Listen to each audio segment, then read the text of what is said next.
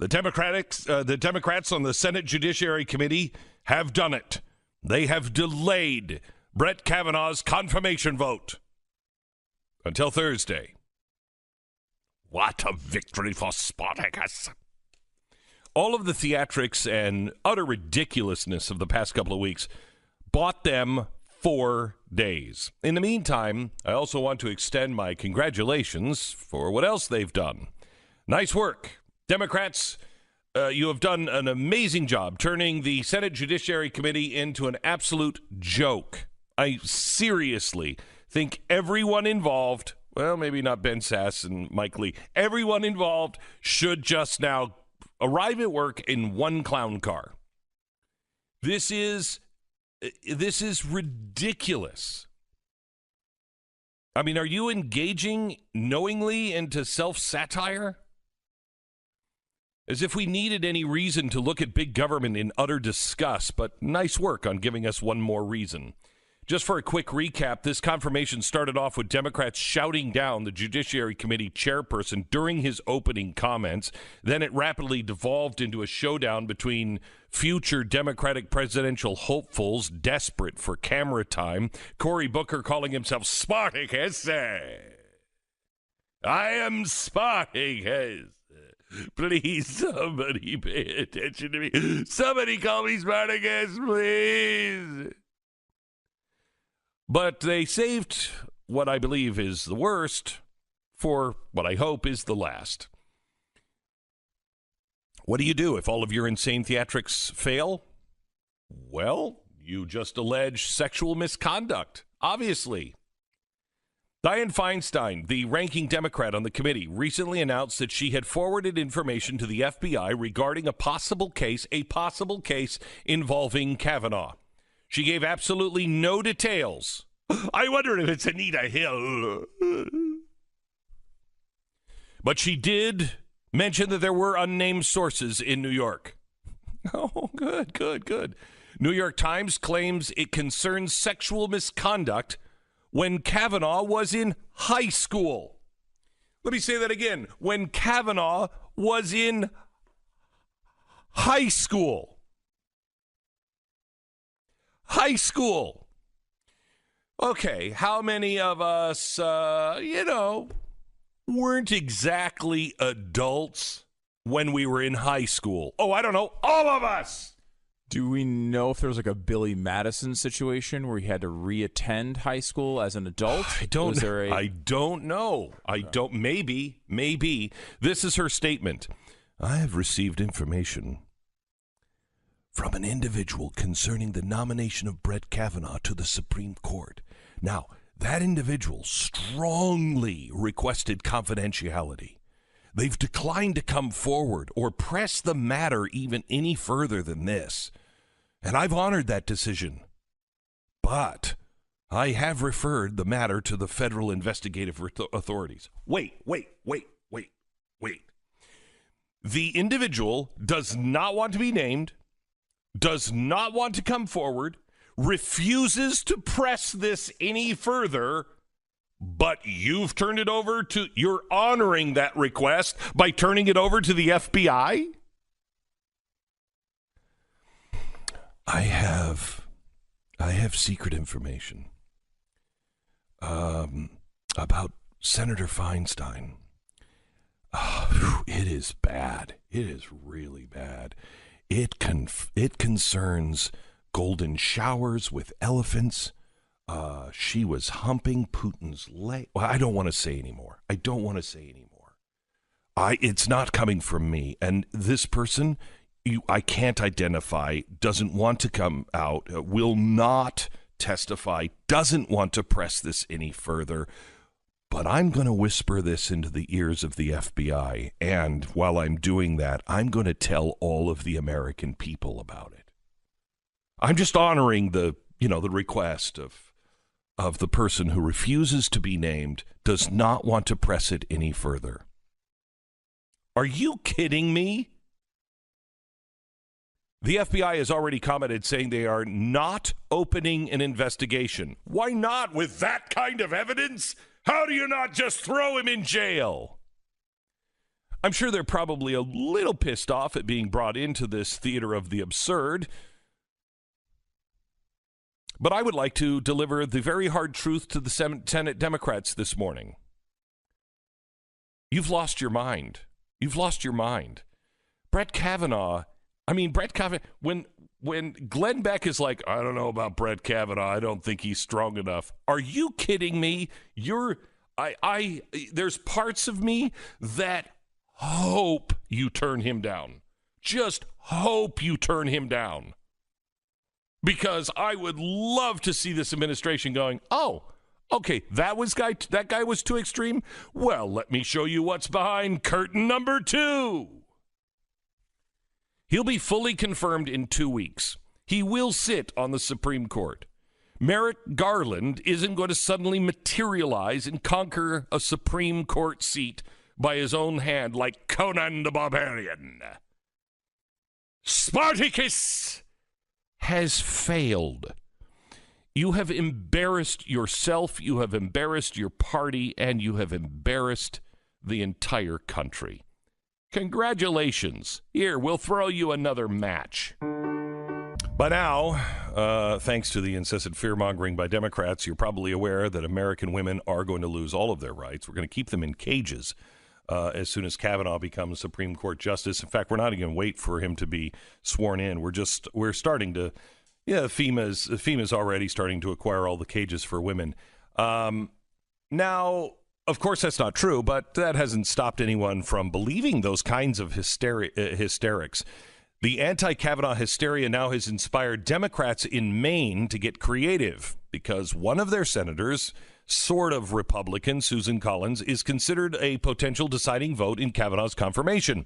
And they are threatening to donate $1 million to her 2020 Democratic opponent unless Collins votes no on Kavanaugh.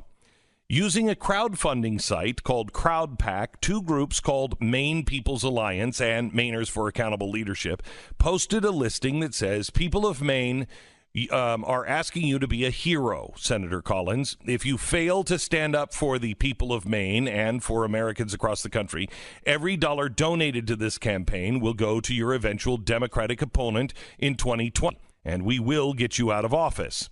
The project has already received pledges from 37,000 people totaling over $1 million. And in a weird way, they're basically attempting to buy her vote. In some circles, this would be known as bribery. But the Founding Fathers couldn't have seen it, on a crowdsourcing. Senator Collins released a statement calling it extortion, and one of the groups behind the effort called her response politics at its worst. Really? The main group's twist is that if Collins votes no on Kavanaugh, they supposedly won't collect the pledges from their 37,000 donors, but they're still using the pledged money to try to induce Collins to vote the way they want. They're just not offering the money directly to Collins like your typical old-fashioned kind of bribe. Like many poorly conceived schemes in our social media age, Maine Democrats, I don't think you've thought this one through, because bribery is a federal crime. And just because, this is kind of hipster, an inverse bribe, several legal experts think this is technically still a bribe. And could these groups be shooting themselves in the foot with this strategy? What if by trying to force Collins to vote no on Kavanaugh, they inadvertently cause her to vote yes, simply to avoid looking like she was influenced by their scare tactics? And just when you thought politics couldn't get any more. We go to Bill O'Reilly now, who I know wants to lead with an apology because he said last week that he didn't think the Bob Woodward book would sell, and now that it's the biggest selling book of all time, including I think the Bible. I'm sure he's going to lead with that. Hello, Bill. Well, let's be accurate. I said I didn't think it would have legs. The book would have legs in the sense that it will be a bestseller, for months. Okay, but can I ask you wrong on that? I mean, look. No. I'm just kidding you. Have you read the book? I have not. Okay. Stu has, because I haven't had a chance to read it yet either. I do the work that America doesn't want to do. Correct. Mm-hmm. And he brought up a really good point this morning. Yeah, there's an interesting section, Bill. I'd at least like to get your take on this part of it, because the last chapter is actually, I took it as really favorable to Trump. It's about the Russian collusion investigation with Mueller, and Trump comes off as incredibly cooperative with Mueller. The entire White House, very cooperative with him, giving him everything he could possibly want, largely based on the idea that they were totally convinced they've done absolutely nothing wrong and they had nothing to hide. They gave him much more than they even asked for. And this, a lot of the reporting is revolved around this comment that one of Trump's lawyers made to Trump, where he said, you'll be in an orange jumpsuit. But that's not that's from that section, and the section's very positive on Trump. And it's not about collusion; it's about the idea that Trump wanted to testify, and Dowd, his lawyer, was like, "Look, it's a perjury trap. They're going to find any way they can to trap you." Yeah, this isn't even about Russia anymore. They're going to trap you. You can't do it, no matter what. No matter what, you just can't do it, or you'll be in an orange jumpsuit. That's a totally different story than what the press is reporting. Well, I think Woodward himself is selling the book as, excuse me, a cautionary tale that if you put an inexperienced, egotistical person in the White House, you're going to have chaos. That's how Woodward himself is selling the book. So I'm glad Stu read it. I didn't know the last chapter was about that. I had Ken Starr in the No Spin News on BillO'Reilly.com this week, and he said flat out that what has been put forth so far, there's no crime at all. Right. That's what Starr said. Right. Okay. So you get a position where if Woodward himself is going to say, look, I need to sell this book, and this is exactly what he did, to people who don't like Trump, because nobody who likes it's going to read the book, then I'm going to have to go negative and spin it that way, and that's what you're seeing. So while you know how I feel about the media in general, I don't think it's a media play here. I think it's a Woodward play. Let me change topics here on Dianne Feinstein. Oh, geez. This is phenomenal. It's unbelievable. Can you recap for anybody who doesn't know the story? I can give you an update too. Okay, Let's go for the recap, and then you can give the update. All right. I just want to reemphasize how lucky you are to have me every Friday. Oh my gosh, Bill! I get up every morning and I fall to my knees and I say thank you. I Jesus. know. I mean, I'm on it and all of that. Right. I know. So there's a letter that was given to a Democratic congressperson in California who passed it along to Dianne Feinstein this summer.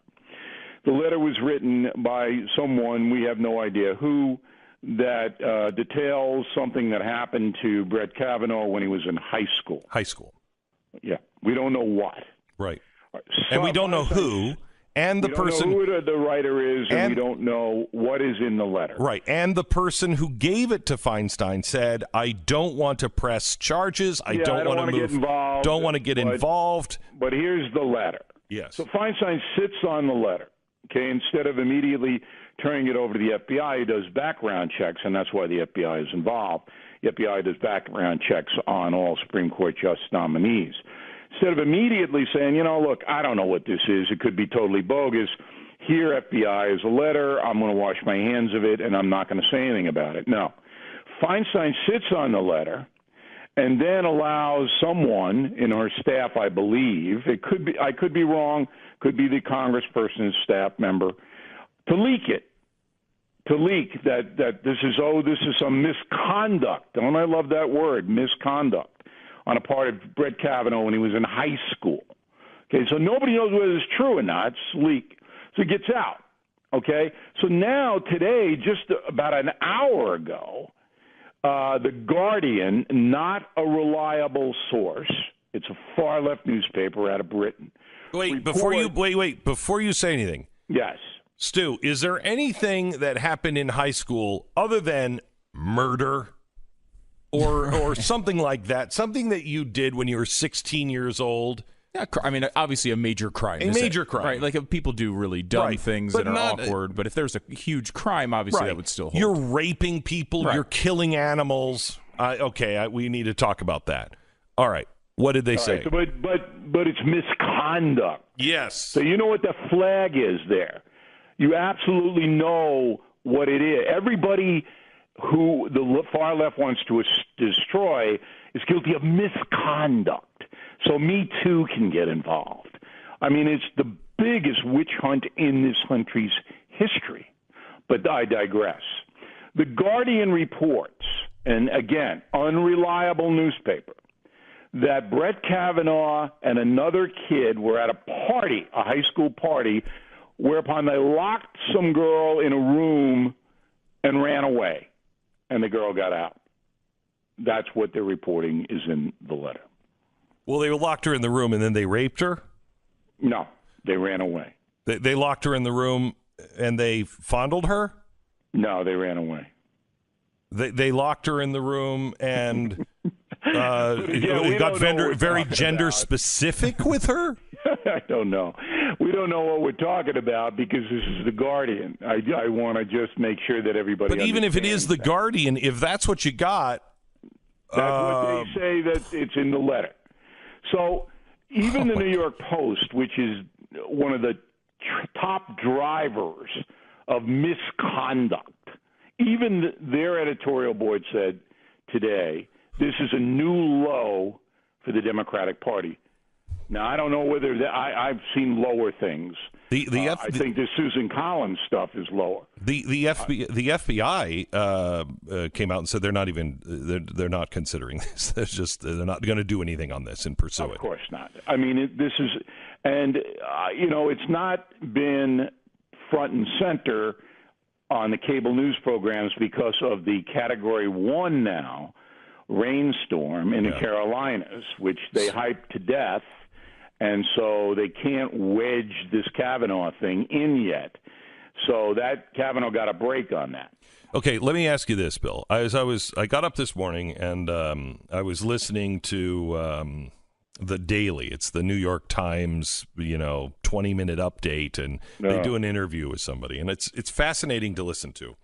And they had Bob Woodward on a couple of days ago, and they were talking to him, and they started talking about sources and hidden sources and unnamed sources and the importance of those. And Bob was talking about the importance of those in the Nixon era. And I kind of understand. I mean, I think there is a place for unnamed sources, but you better trust the journalists and the organizations above them, which nobody does.